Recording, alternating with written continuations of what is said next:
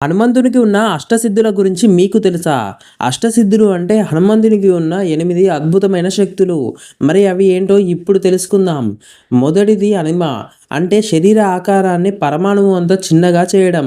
హనుమంతుడు సముద్రాన్ని దాటి తన శరీరాన్ని చిన్నగా మార్చి లంకలోకి ప్రవేశిస్తాడు. రెండవది మహిమ శరీర ఆకారాన్ని పెద్దగా చేయగలరు.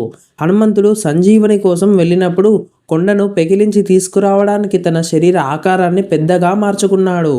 మూడవది గరిమ శరీర బరువును ఎంతైనా పెంచవచ్చు. మహాభారతంలోని భీముని గర్వాన్ని పోగొట్టడానికి హనుమంతుడు ఈ శక్తిని వాడడంతో భీముడు హనుమంతుడి తోకను కూడా కదిలించలేకపోయాడు. నాలుగవది లగిమ అంటే శరీర బరువును గాలి కంటే తక్కువగా చేయవచ్చు. దీనిని ఉపయోగించి హనుమంతుడు ఆకాశంలో ఎగరగలిగారు. ఐదవది ప్రాప్తి అంటే ఈ శక్తిని ఉపయోగించి దేనినైనా పొందగలరు. ఆరవది ప్రాకామ్య అంటే ఎక్కడికైనా వెళ్ళగలరు అని. అదేనండి హనుమంతుడు పాతాళ లోకంలోకి సముద్రంలోకి ఎక్కడికైనా సులభంగా వెళ్ళగలడు కదా.